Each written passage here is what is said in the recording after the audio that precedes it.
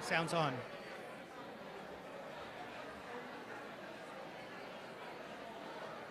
All right, oh my God. Did Mike get a picture from up here? Okay. Good afternoon, everyone. Or morning, good morning.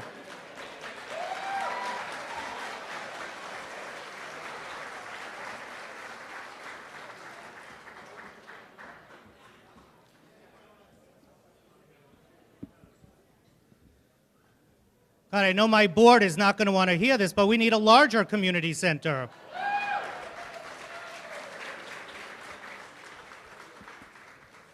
So welcome all. My name is David Kelmnick. I am the founder and president and CEO of the LGBT Network.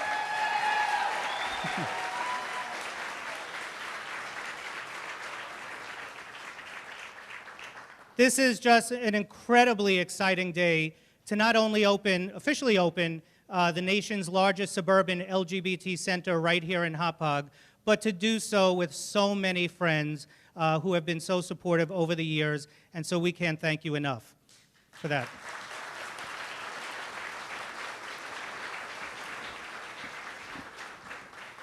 So, before we how we're going to get started is, the organization's 25 years old. I'm going to talk a little bit more about that later, but part of our history has been at our Bayshore Center.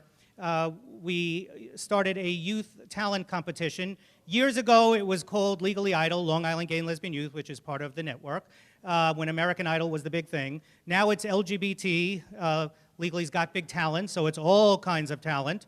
But our original winner, R. Kelly Clarkson, Angela Ortiguez, is here today to sing the National Anthem. So please rise as we welcome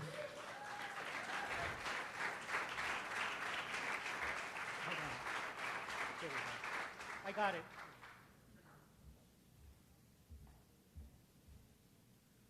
Oh, say, can you see by the dawn's early light what so proudly we hailed at the twilight's last gleaming, whose broad stripes and bright stars through the perilous fight o'er the ramparts we watched were so gallantly streaming, and the rocket's red glare, the bombs bursting in air, gave proof through the night that our flag was still there. Oh, say does that star-spangled banner yet wave o'er the land of the free and the home of the brave?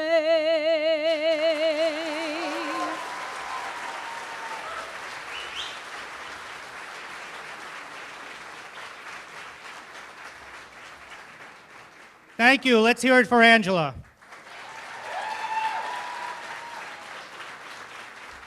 Who, by the way, we are just so proud of. She's a nurse now, helping people just like the network does. So thank you, Angela.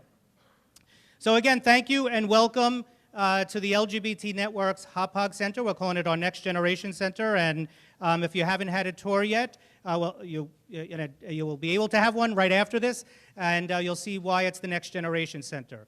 You know, today we're in the age of technology, and technology is built into every single facet of this community center. So we're not only building something for today, but something for 10 years down the road, 15 years down the road, that will be relevant to the Long Island community. Now, there are so many people to thank today, and I know I'm probably going to forget a few, so I apologize in advance. But first, I want to thank the folks at TriTech, who really worked with us to put together this facility, worked hard to do it in a short amount of time, and really gave a lot of their time and effort to do this. And so I'd like to thank Rob Kent, who's here today. Rob, back there.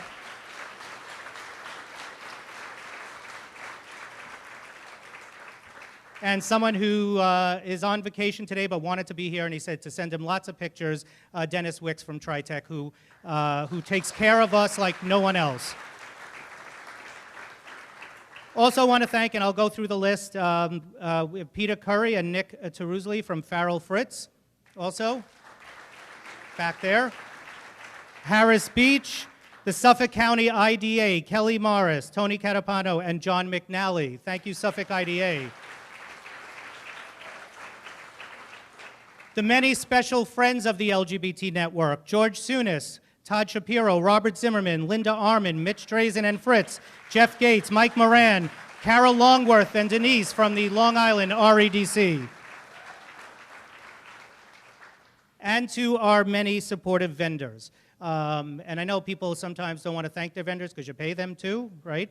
But they have gone above and beyond with their time and also their effort and also donating some of their services. And that's to our IT folks, DRP, Adwar Video, Meredith Stern from Waldner's Furniture. Thank you to our vendors as well.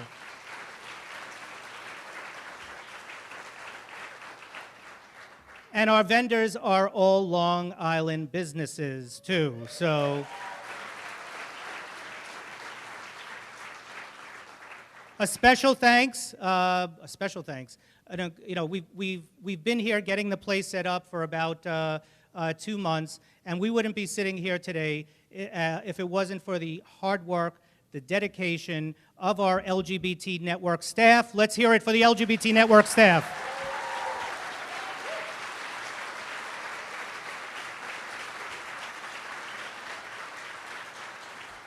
Our volunteers are so important, and we have hundreds of volunteers that contribute their time to the LGBT network, whether it's here at the center or whether it's at Long Island Pride. So thank you. Volunteerism is alive and well on Long Island and is given back to community service. Thank you to our volunteers.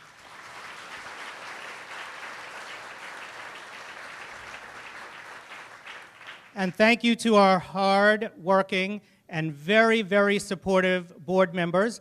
We have 2 of them here with us today. We have Sammy Chu and Razy Cooper.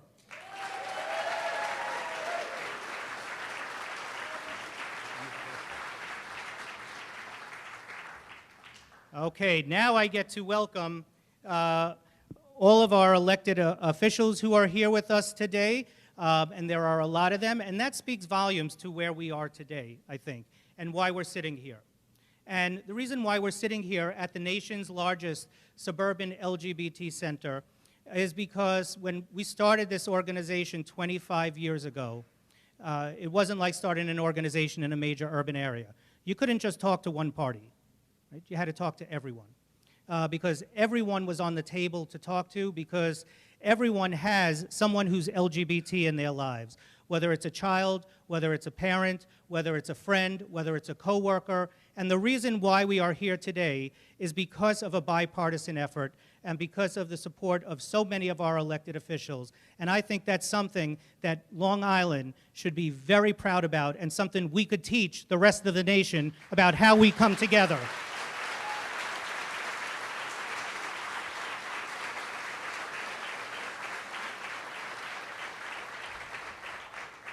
All right, so with that, bear with me, I'm going to read through the list. We have Eric Cullissy, the Commissioner of New York State Parks, New York State Senator Jim Grun, New York State Controller Tom DiNapoli, the staff of Brookhaven Town Supervisor Ed Romaine, New York State Senator John Brooks, okay, this wasn't my right, Town of Brookhaven Councilwoman Valerie Cartwright, Town of Brookhaven Councilman Michael Logurcio, the staff of New York State Senator Monica Martinez, Jack Schneerman, Nassau County Controller, of course, Laura Curran, who you're going to hear from soon, Nassau County Executive, Neil Foley, Brookhaven Town Councilman, Joan Sergel, Councilman Town of Huntington, Kara Hahn, Suffolk County Legislator, Phil Ramos, New York State Assembly, Martha Silverman, Glen Cove City Councilwoman, Sylvia Cabana, Hempstead Town Clerk, Arnie Drucker, Nassau County Legislator, Sean Meehan from Local 25, Kelly Morris from Suffolk County IDA, Jim McCarthy from Local 25, Dwayne Gregory, the presiding officer, who you're also going to hear from, Suffolk County Legislator,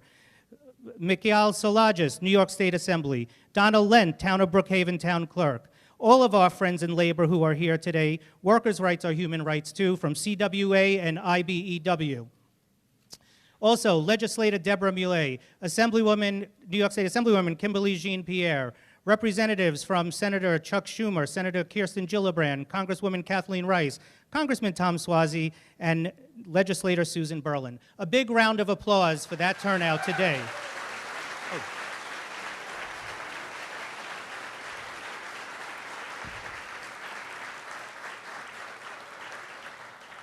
And Suffolk County Legislator Tom Silmy. Sorry, you weren't on the list. If I forgot anyone, please, if you see anyone with this, you really should be recognized. So if anyone was left off the list, please let someone with this network pin know, and we will make sure to recognize you because your support is invaluable.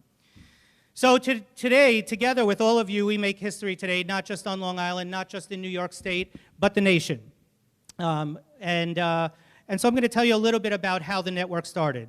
When I was a master's student 25 years ago at Stony Brook University, it came down to our last semester where we had to choose to either do a master's thesis or a master's project. And by the way, before I go on, I see Councilman Neil Foley too, Brookhaven Town Councilman. I said it? Oh. So anyway, so get back to the story. So when I was a student at Stony Brook, it came down to the last semester where we had to choose to either do a master's thesis or a master's project. And you know, at that point, I'll be honest, I was kind of slick. I was like, if I have a choice between writing a paper or doing a project, it's a no-brainer. I'm going to do a project, right? So I did the project. The project was to create a speakers bureau, to create a workshop to go out into Long Island schools to talk about what it was like to grow up LGBT, particularly in the suburbs. And so created this workshop, got into a few schools, sounds like it was a secretive mission and on the down low, and it pretty much was back in 1993. Got into about 7 school districts. 7 school districts, they called the workshop, whatever they wanted to call it. What was more important was getting into the schools to talk to the students. So got into about 7 school districts, all the way west in Mineola and Uniondale, to all the way east in East Hampton and Sachem and 1 or 2 other districts in between. Now, no matter where we conducted this workshop, whether it was in Nassau County, Suffolk County, the East End, the reaction from the students was exactly the same. Some of them would shuffle their papers, they would hit them on the floor, they would wait for everyone to leave the classroom so that they could come up and ask the gay speaker a question. And that question was the same, whether it was in Uniondale, East Hampton, Ronkonkoma, and that question was simply, is there a place to go where I could meet other people like myself? Is there a place to go where I could just be myself? And when I heard this from the kids all across the island, I said, you know what, this project needs to become something more. And so I started an organization called Legally, a Long Island Gay and Lesbian Youth. And fast forward 25 years later, the organization has morphed into what we brand as the LGBT network now. It's a network of LGBT nonprofits that serve our community throughout the lifespan. We've come a long way. We're in 115 of Long Island's 127 school districts. And at the end, the joke was on me. I had to write a 75-page paper anyway. So, but I'm glad I did, because we're sitting here today with hundreds of friends here today to start a new chapter and a new journey. Thank you.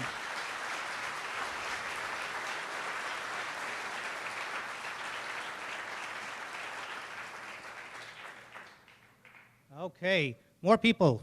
Okay, so let's hear it for Legislator Rudy Sunderland, North Hempstead Town Clerk Wayne Wink, Town Receiver of Taxes Charles Berman, and representatives of Suffolk County Executive Steve Malone, who's in Normandy, otherwise he would be here. So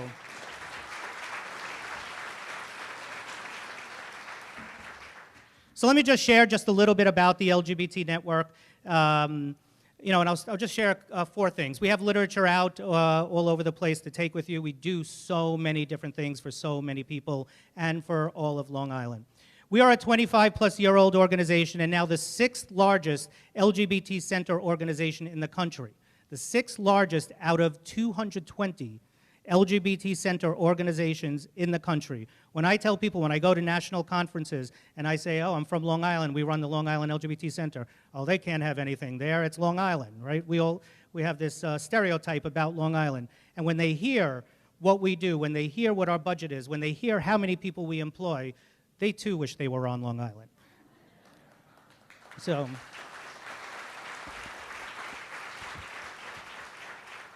the LGBT network serves the LGBT community throughout the lifespan, youth, adults, older adults, and LGBT-headed families. We have programs for everyone. In fact, the LGBT network as one entity, provides all of the services that 15 different LGBT organizations in Manhattan deliver separately. That's how much that we do here for our Long Island community. And we're doing it for the entire region, from the Midtown Tunnel to Montauk.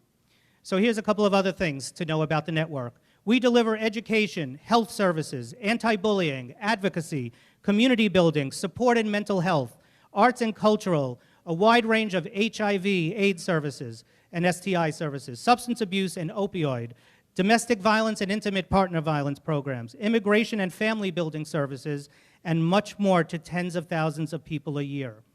Our nationally recognized education and anti-bullying services is in 115 of Long Island's 127 school districts, and since we expanded to Queens a couple of years ago, we are now in 90 schools in Queens and over 60 more in Manhattan, Brooklyn, and the Bronx.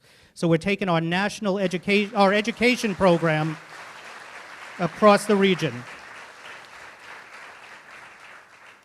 In fact, because of the great success of our education work, we realize there is much more to be done, to go beyond the workshops that we do in the school. You know, here on Long Island, we're going to kick off Pride Month. I can't believe I didn't say that yet. Tomorrow kicks off Pride Month. Yay. Our staff is not as happy as everyone else because we do Pride 365 days a year, and like a lot of things are just crammed into, you know, June 1 through 30. So, but what's important to know is about how, you know, that no matter how many workshops we do in the schools, LGBT history is not being taught. And LGBT history is just as important to teach as history of other communities and other movements.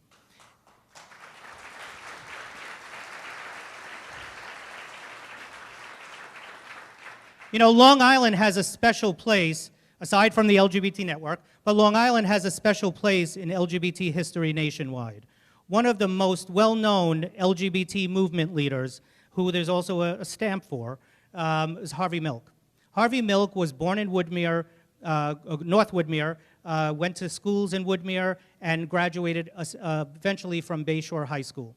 What happened right after that was that he moved to San Francisco, became a San Francisco city councilman, fighting for the rights of education, fighting for the rights of teachers, being the first out public official in the United States, and unfortunately was assassinated as such back in the 1970s. But Harvey Milk had his beginnings, had his childhood right here on Long Island, and that should be taught to every single student in New York schools.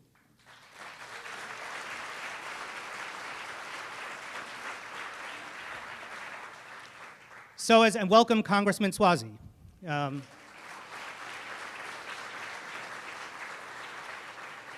So today, as if we don't have enough to do, right, opening a big 15,000 square foot center, the largest LGBT suburban center in the country, you know, our work doesn't stop, and it can't stop. And so today is the first time we're announcing that we're launching a statewide initiative called Teach LGBT NY. Teach LGBT...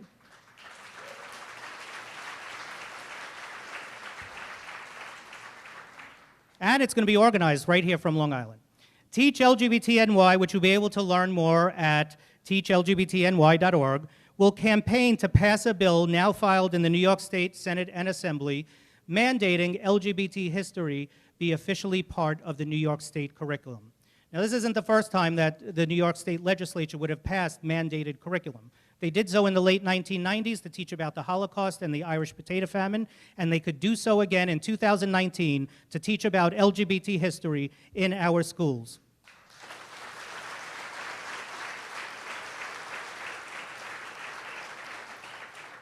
So Teach LGBT NY will be a statewide campaign getting advocates and ambassadors from all 9 regions of New York, and we're going to organize folks so that the votes are there in the state and assembly, and we're not just launching this initiative to get the bill passed.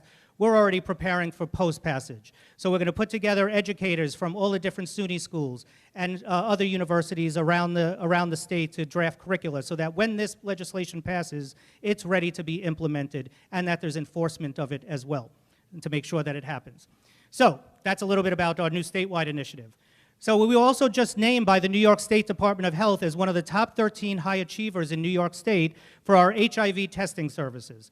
Our targeted testing is finding more folks who are positive, and our seropositivity rate is one of the highest in New York State, which is very key to people getting into treatment and ending the epidemic. And we are employing over 55 full-time people, making the LGBT network in the top 10%, we just learned this yesterday, in the top 10% of largest employers of Long Island businesses. That's incredible.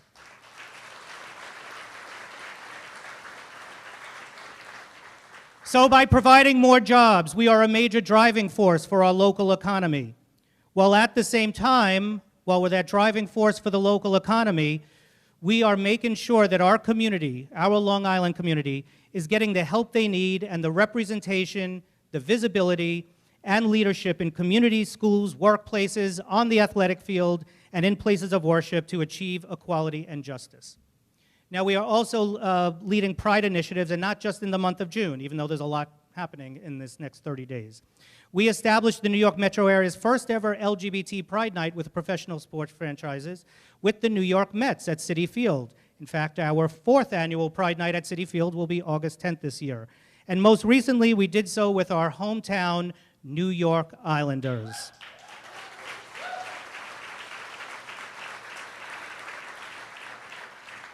Last year, Pride Night with the Islanders was at Barclays Center, but it will be back right here at home at Nassau Coliseum next year.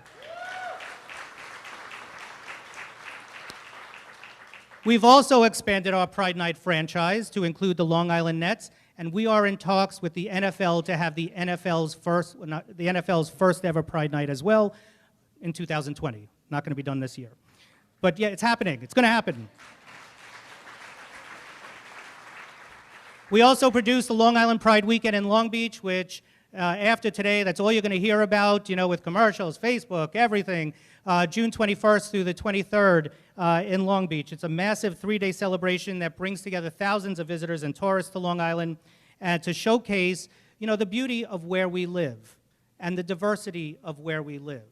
And I think many people take that for granted, not only who live on Long Island, but people who are off of Long Island don't realize, you know, the great landscape that we have, the great downtowns that we have, and the diverse community and the thriving communities that exist here on Long Island. So it's great to bring tens of thousands of people to Long Island for Long Island Pride. And this year, because it's special, it's the 50th anniversary of Stonewall, we're expanding Long Island Pride to more than a week, where we're going to bring Pride celebrations across Long Island to the North Fork wineries, Pride in the Vines. That's going to be a lot of fun, June 25th. Put that on your calendars.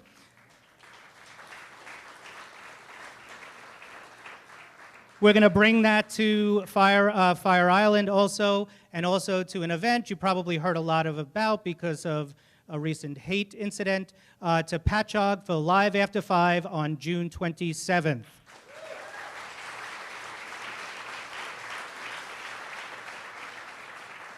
This year, we have also greatly expanded our Pride initiatives into the workplace, and this fall we will be holding Long Island's first ever Workplace Summit for the Long Island business community.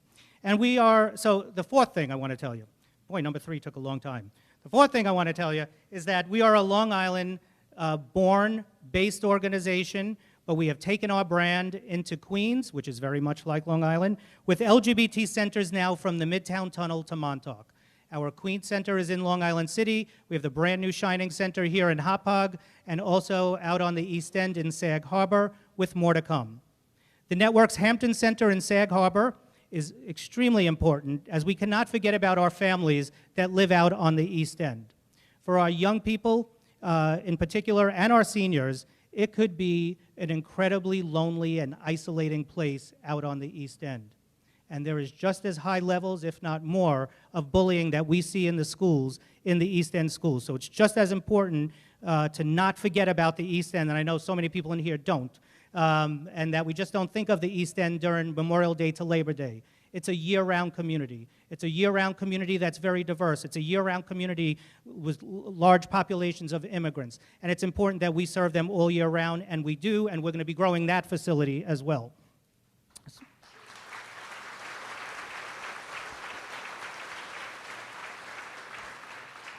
Our Long Island City Center is booming, and we have 2 more innovative projects on the way. Just in a few weeks or in a month, shovels will go into the ground in Bayshore at our former location to build the 75 units of LGBT and LGBT-friendly senior housing, affordable housing, 75 units.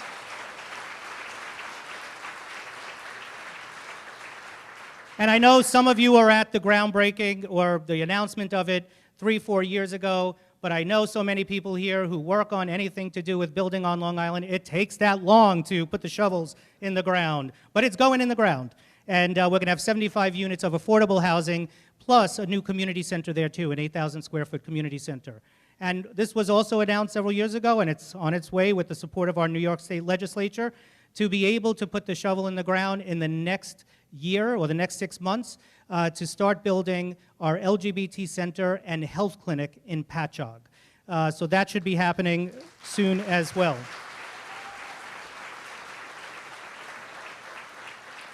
So when you look at what the LGBT network is doing, is yes, we are opening up LGBT centers, but we are working on making sure that the most critical issues that our community faces, when I say our community, I mean our Long Island community, healthcare, access to healthcare, culturally competent healthcare, affordable housing, feeling a sense of community, having a place where you could be part of something bigger. We're taking care of it. Healthcare, housing, safety, et cetera. But now let me just tell you a little bit about the Hauppauge Center. So this new 15,000 square foot center has over 7,500 square feet of community space. It has a cafe, if you haven't seen it in the front. We have for 2 months, that's why my jacket doesn't button, a cafe and a workforce development program for young people. It has meeting and conference facilities with the latest technology and audiovisual. We have expanded health and human services programs here, including drop-in HIV testing now 5 days a week, expanded HIV programs, and also expand new initiatives for LGBT-headed families and LGBT immigrants. We have a year-round arts and cultural program, a new initiative, I mentioned already, for LGBT-head families. This will also expand our advocacy efforts to address the rising hate crime epidemic in schools. And the icing on the cake, as I mentioned before, is that the LGBT network is employing over 55 people here, making us one of the top 10% employers for Long Island businesses. That's a little bit about the network. And I just want to close with something that I started with. So I told you the story about how the organization started 25 years ago as a master's project that has come so far, made so much change, and saves lives every day. It truly does saves lives every day. In 1993, the kids were simply looking for a place to be themselves, to be empowered, and to change the world. 25 years later, that need is just as great, if not even greater, considering the climate we live in today. So 25 years later, it is extremely important because hate crimes are on the rise. We hear our youth tell us over and over, if it weren't for the LGBT network, if it weren't for Legally, I don't know if I'd still be alive. We hear that every single day. It is why places like this, the largest suburban LGBT center in the nation, are so important. Our centers are saving lives every day, and this center will continue to do that, not only for now, but for the next generation. So today we begin a new chapter in helping all Long Islanders to be themselves, to stay healthy, and change the world. You, all of us here, are helping us to save lives and build community, and with your support, we cannot thank you enough. So we invite you to be part of our work all year long. There are many ways to get involved and continue your support, and we look forward to talking with you about it afterwards, which, by the way, we have refreshments afterwards. So once again, thank everyone for supporting the LGBT network, and welcome to the LGBT network's Hauppauge Center. I can't thank everyone here enough. Please give yourself a round of applause. Thank you so much.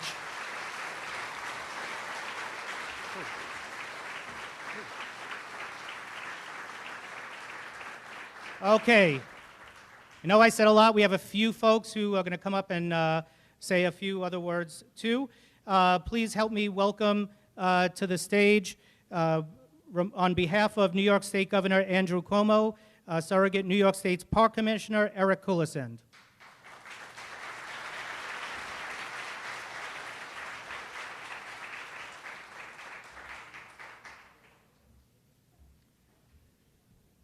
You know, what an incredible place. I wish this had been around when I was coming out of the closet 35 years ago. So I'm honored to be here with you today to speak on behalf of Governor Cuomo. I'm grateful that he nominated me to be his chief steward for the best state park system in the country. There are not many, if any even, state park systems that contain the likes of Jones Beach, Niagara Falls, Bear Mountain, Montauk Point, and Long Island is really the core of where we provide great experiences for the public. Personally, my husband and daughters and I are deeply grateful to Governor Cuomo for championing marriage equality in New York. I met my husband 30 years ago tomorrow, and we were married 10 years ago in Massachusetts. But we were not truly able to be a family like any other in New York until 2011, when the governor led the effort in partnership with the legislature to enact marriage equality.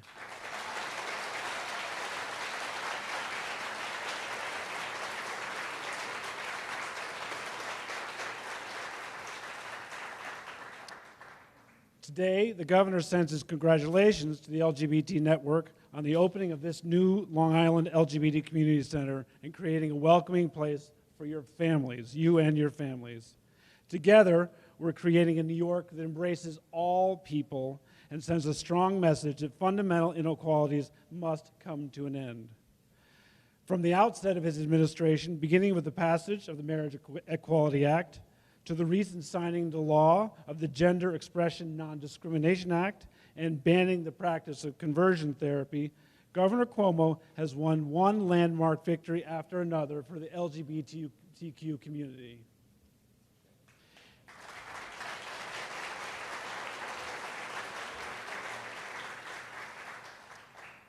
He's also been steadfast in standing up to President Trump's hateful and bigoted policies.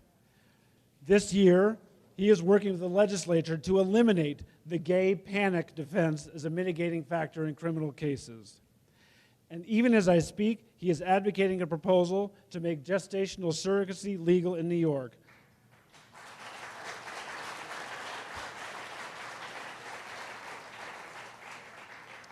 This measure, as you know, will provide LGBTQ couples and couples struggling for fertility the ability to conceive a child with the help of a surrogate, something allowed in 47 other states.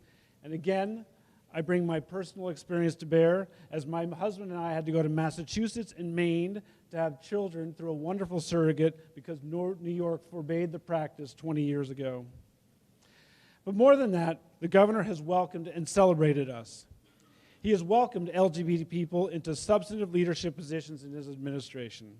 He has honored our history and our struggles, creating a memorial to LGBT people at Hudson River Park, recognizing the Stonewall Inn as a state historic site, and opening the Equal Rights Center in Auburn, New York. The governor recently launched World Pride 2019 Ambassadors Competition ahead of the World Pride and Stonewall 50 commemorations planned for this very June. 50 years, right? Amazing how we've come. World Pride, the largest international LGBT pride celebration, is coming to New York this June, marking the first time it's been held in the United States. The commemoration will include marches, performances, and festivals that promote the LGBTQ rights movement, and the World Pride ambassadors selected to highlight the diversity of New York's LGBTQ community will be invited to join I Love New York and New York City to be part of the celebration, including in the Pride March on June 30th. Today is another victory in the fight for equality and providing a welcoming home for all New York families. On behalf of Governor Cuomo, thank you for creating a new day of opportunity and hope for thousands of Long Island families and people. Thank you very much.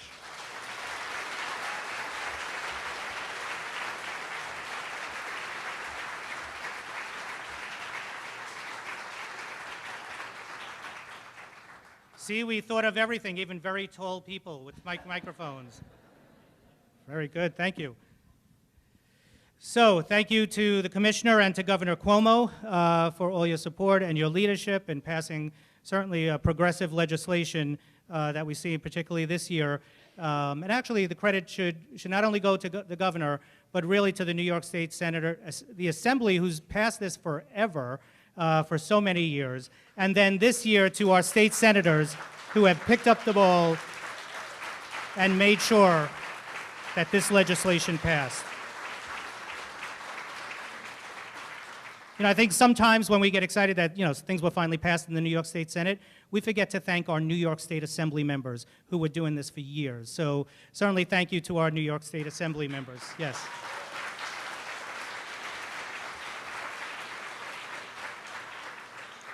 All right, before we get to our next speaker, who he probably doesn't know this, but he's our keynote speaker.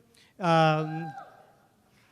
have representatives here from New York State Attorney General Letitia James, who's doing a fantastic job as New York State Attorney General.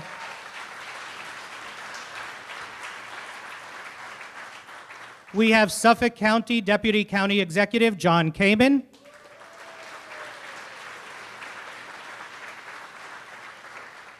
We have representatives from Town of Hempstead Supervisor Laura Gillen. And also Glen Cove City Councilwoman Marcia Silverman, Long Island's only openly gay elected official right now.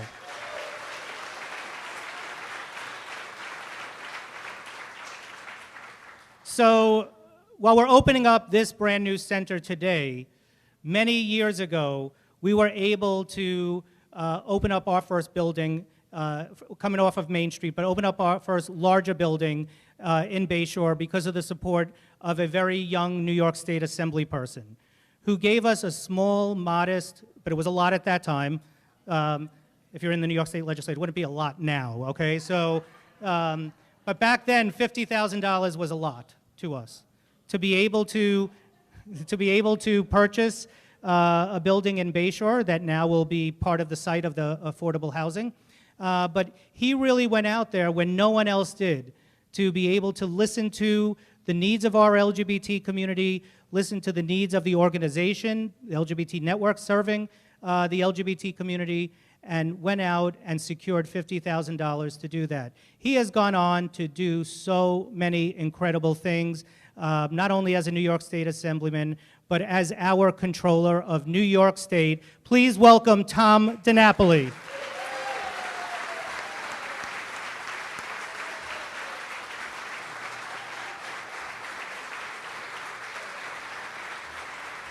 Thank you, David. Thank you, thank you, thank you. Thank you. I don't know about you, but after hearing David's litany of the history and the evolution of the network, I'm exhausted already. And I just came because Lauren Corcoran-Doolin told me that they've got the best cookies in the cafe. That's why I'm here. Wow, what an incredible milestone this is in the history of the LGBT network. And it is wonderful to see this great, great turnout. The media's here, everyone's here who's played such an important role in the evolution of this organization. David said it earlier, but how about again, a round of applause for the board of directors, the staff, the volunteers, the donors, everyone involved with the network. Thank you for what you do.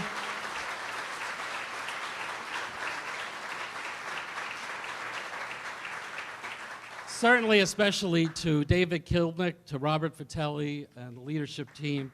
Another round of applause.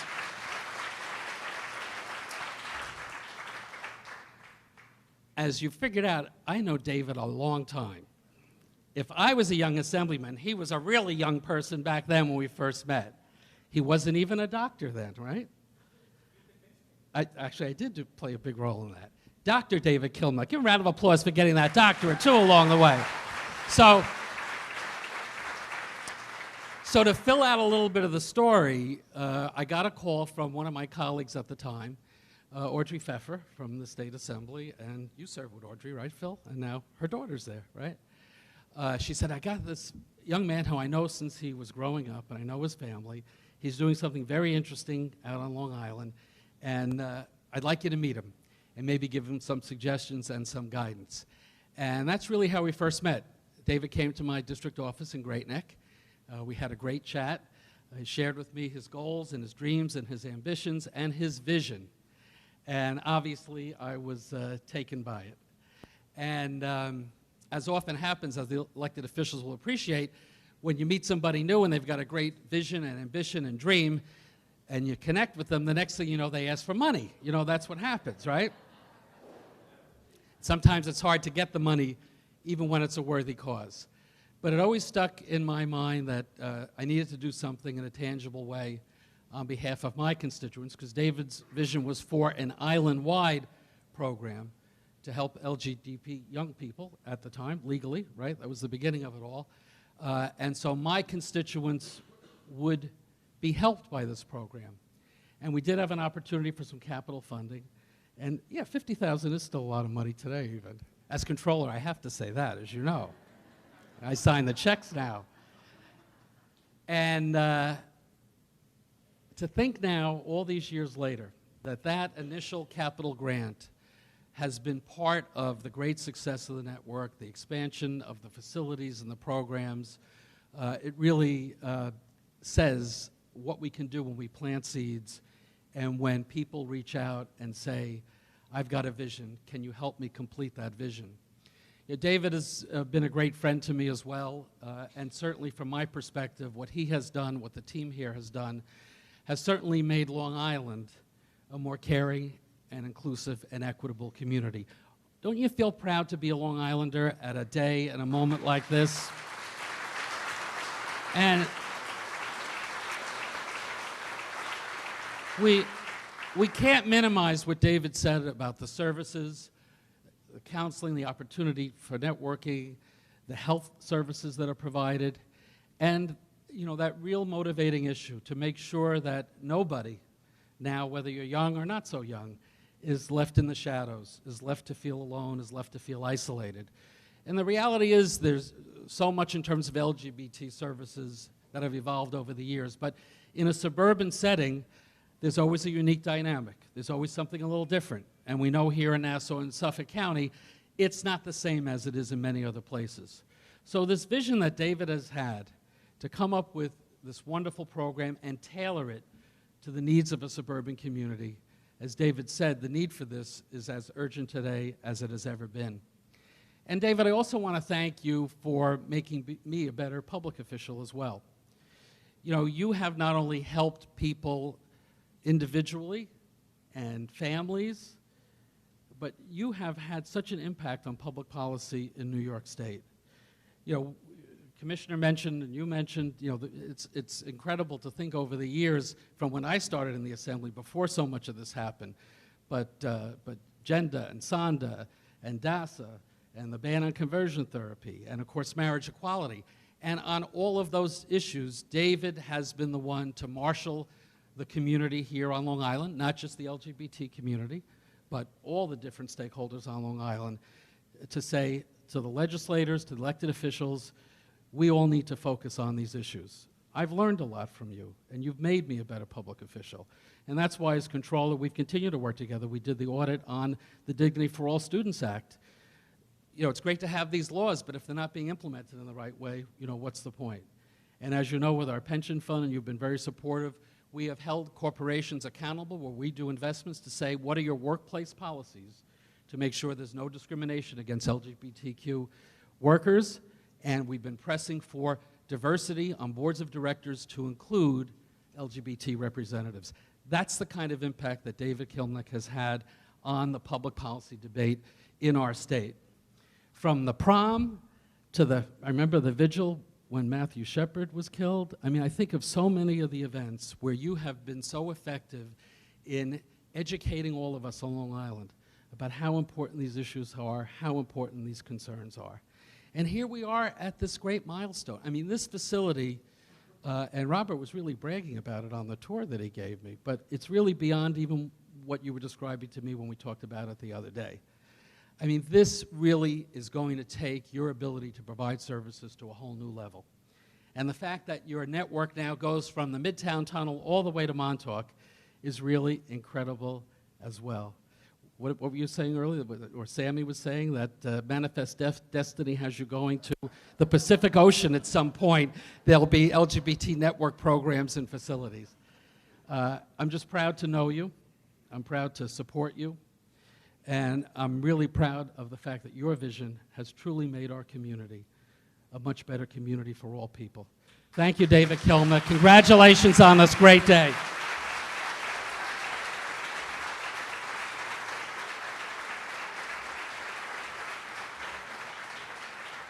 Thank you. Let's hear it again for our State Controller, Tom DiNapoli.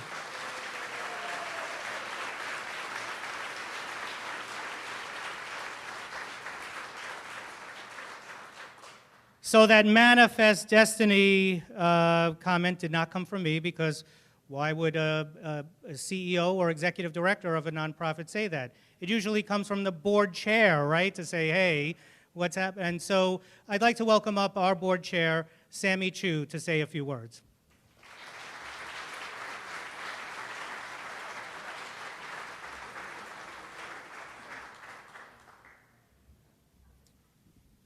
Manifest Destiny's out there now, David. They know your plan. So for everyone who knows David well, your real indication that today was a very, very big deal, if you didn't figure it out otherwise, that David's wearing a tie. I am not. It's a Friday, and I'm a volunteer board member, so don't tell my mother. Thanks. I can clearly remember the day that I was proudest of Long Island. And we all have proud moments, professional pride, pride as a parent. This was the day I was proudest of Long Island, our entire region. And it was a couple years ago when the Pride Parade had first relocated to Long Beach, the Pride at the Beach, which we're having a couple weeks from now. Please do come, and definitely don't wear a tie if you come out to Pride on the Beach. And really, it was being done on a bigger scale than we had ever seen on Long Island. So I had a little trepidation. Long Island is generally not known for tolerance. It's not one of our signature characteristics. And I was blown away. I was blown away that day at how overwhelming the support from that community was. Little children with their grandparents waving our flags in support of this network and of its message of tolerance. And it struck me like, wow, I really had underestimated how far Long Island could come. But David never did, and this network never has, and that was no accident. The work of this network really facilitated that day, which was my proudest day of Long Island. I'm hoping to beat it someday, but it's going to be tough. But as David said, we've come a long way, but it's not finished. There's still a lot of work to do until everyone who lives on Long Island, whether it's you in this room, whether it's your brothers, your sisters, your parents, your children, until all of us can feel comfortable and at home on Long Island, the work is not done. And I know, Manifest Destiny or otherwise, that David and the LGBT network are in position to lead us forward. So, and thank you all for coming. I hope you do see it at Pride with no tie.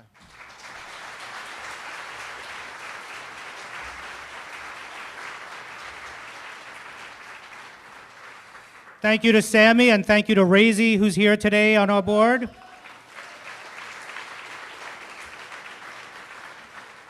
As Sammy said, board members are volunteers, and they give their time and they give their effort, and we couldn't do this without them, without a strong board. So thank you so much to our board of directors. I also, before we bring up our next speaker, I see folks here, and I don't think I mentioned it before, who have been supportive to our organization from day one, from the town of Islip, IDA, and CDA. So thank you so much as well.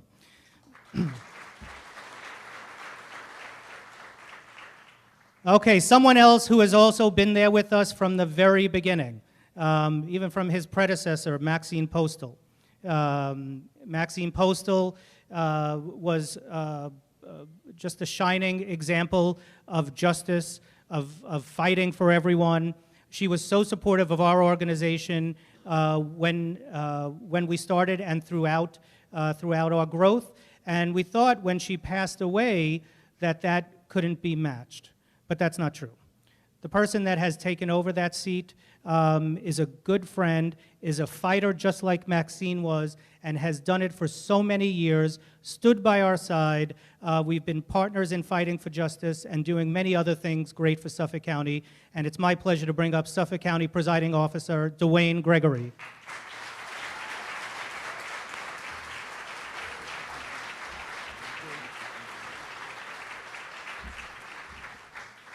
Thank you, David. It's truly a pleasure to see all of my elected colleagues here today on this very special occasion. It's always a pleasure to be in the presence and company of our State Controller, Tom DiNapoli. And I like to say we share the same birthday, February 10th, so we have something special in common. Always remember that. It certainly is a pleasure to meet our new Parks Commissioner, and want to thank the governor and the state legislature for all their efforts and moving progress in the state of New York and leading the way, and can't say enough for that. And as I see some of our elected colleagues there, I also see people just, community leaders like Lisa Tyson, who were here, and gun safety advocates and others who have come today to join in solidarity and celebrating this very important day. And I think that's important, to Sammy Chu's point, that there's a lot of support out there that we may not anticipate or expect, but there is. It's there. The Long Island is known as a conservative community, but we are becoming a more tolerant community in acceptance, and that's important that we recognize that. And I want to give greetings on behalf of my colleagues. Some were here. We did miss, I know Legislator Fleming's staff is here, but all of them would be here. We have committees today, so they couldn't be here, but I know they would be if they could make it. And certainly greetings on behalf of our county executive, who's out of the country. Suffolk County has been a great supporter of the LGBT network, and David and the staff and all their efforts, and we look forward to a continued partnership in the future. And many of you know me as a county legislator or presiding officer, but I would like to stand before you today as an LGBT parent. My son Julian came out to me when he was 12 years old, and I remember it like it was yesterday. We were going for ice cream at Baskin-Robbins, and it certainly wasn't a conversation I expected, but my life changed, because I had those same trepidations that, well, how will he be accepted? Will he be a target? And he was at one of the sites of the massacres. I won't mention the place. He said, Dad, he called me. He said, Dad, I was just there 2 weeks ago. And they were planning to go back that weekend. He called me from Philadelphia. He was at a fast food restaurant, and his friends got assaulted. So those are calls that you never want to get. I mean, I get the I need $1,000 call. I got that the other day.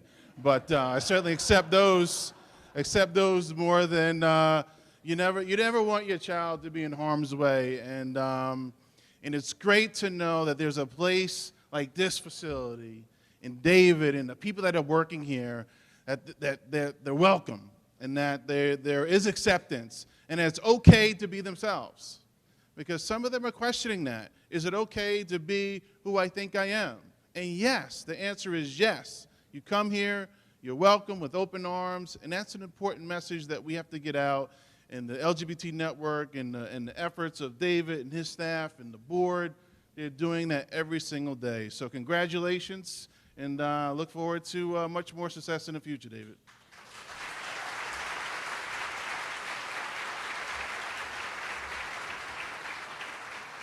Let's hear it for Dwayne, not only for what you have done as a leader in government for the LGBT network, but also for sharing your story as a parent.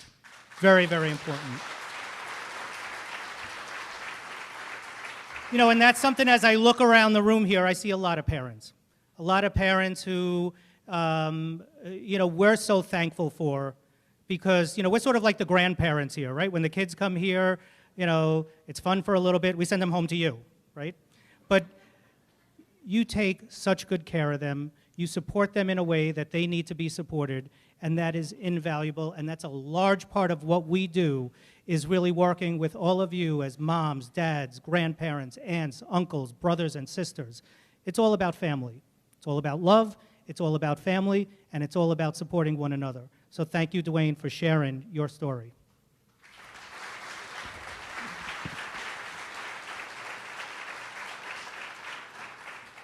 And I'd also like to announce Reverend Joann Barrett from the Suffolk County Human Rights Commission as well. Thank you. But we've worked together for, we could say, decades.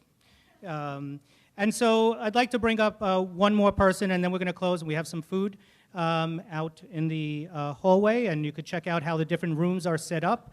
What we want this center to be is a center for all of Long Island, not just for the LGBT community, not just for the LGBT network. This is revolutionary. Revolutionary in that I'm speaking on a microphone you don't have to rent when you go to a hotel. There's a 160-inch screen behind me that could either have your logo on it, that could broadcast you. We have a camera in the back that could do live simulcast. There are other rooms where if it's overflow, the camera will broadcast what's going on in this room to the other rooms. And you know what? You don't have to pay a hotel an exorbitant amount for doing that.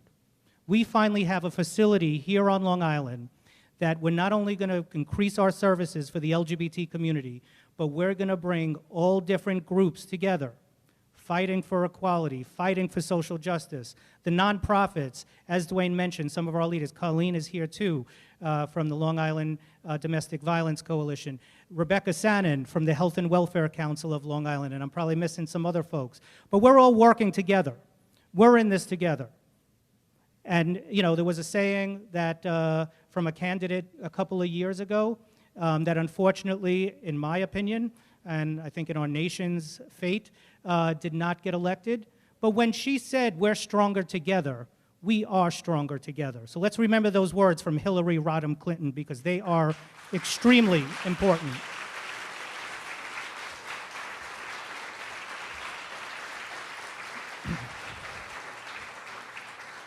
So it's my pleasure to bring up not only a supporter of the network, but chairman of the Nassau University Medical Center, George Sunis, to give a few short remarks. We do a lot of work with all the healthcare systems here on Long Island, and we're increasing our work and services with NUMIC as well.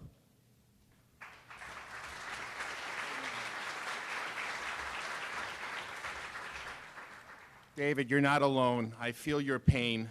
Actually, I feel your gain around the midsection. You know, I could suggest less cookies, more walking in pride parades, but just do what I do, buy larger suits. We've had an opportunity to go out for a lot of meals. Robert eats about 4 times what we do and doesn't gain a pound. I hate you. I've said it. I do. I hate you.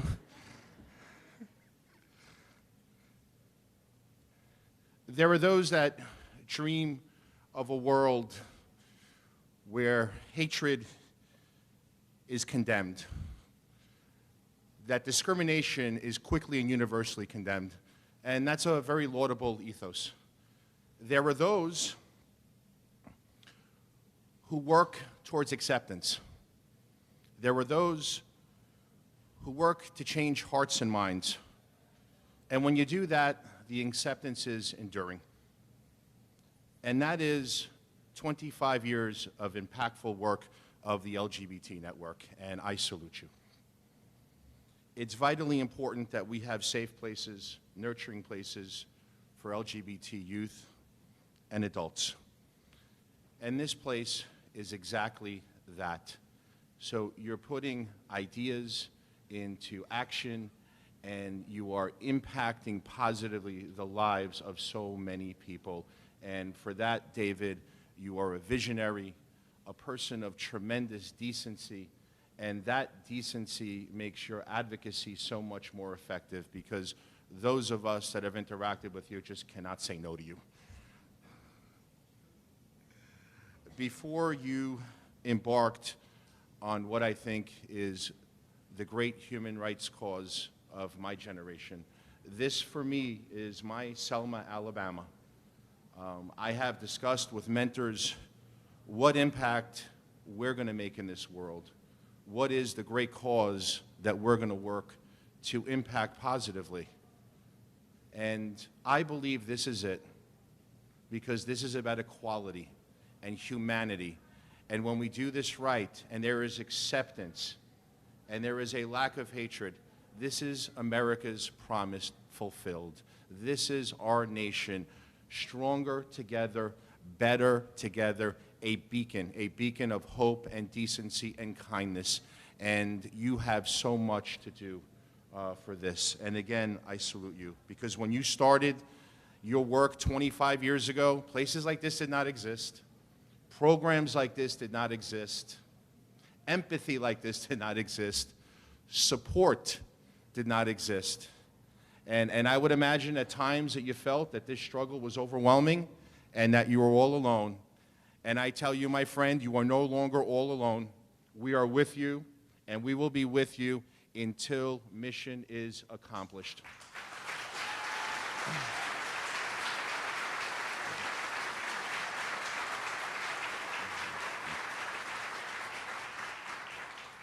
But until then, because the need exists, the work continues, the struggle endures, let us commit to those who still live afraid to love who they love, to be who they are, and to be accepted everywhere.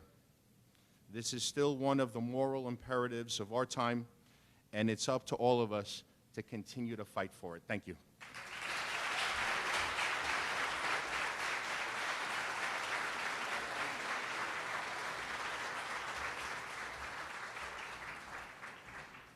Thank you, George. Let's hear it for George. Okay, so I'm glad that Lauren reminded me. She's like, remember, you got to cut a ribbon. I'm like, oh, right. But before we do that, I also want to recognize our longtime supporter, good friend.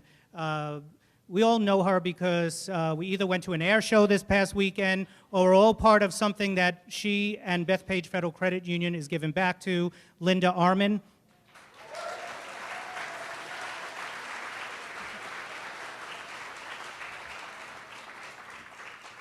And Linda, who's our gala chair, has made us not have a program like this at the gala anymore, right, where we speak for what is a little bit over an hour now, and she's really good. I mean, she has us down to a 25-minute program, so please put September 26th on your calendars for our gala this year, where you won't have a program like this. You'll see it for 25 minutes, you'll dance, you'll have fun.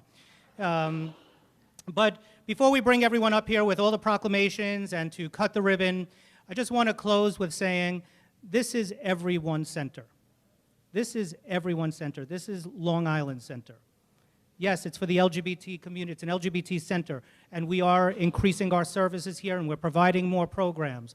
But this is a place for us to come together, either for support, to celebrate, to watch movies, to dance. We actually have exercise classes that are going to be taking place. We're going to have a debate watch party at the end of June. We're showing something about the history of Stonewall. We have our first art gallery exhibit. There is so much that's going to happen here. And we want you to be part of that. We want you, in whatever capacity you're working in, whether it's nonprofit, government, community, civic. We have our friends from Moms Demand Action here, our gun rights advocates here.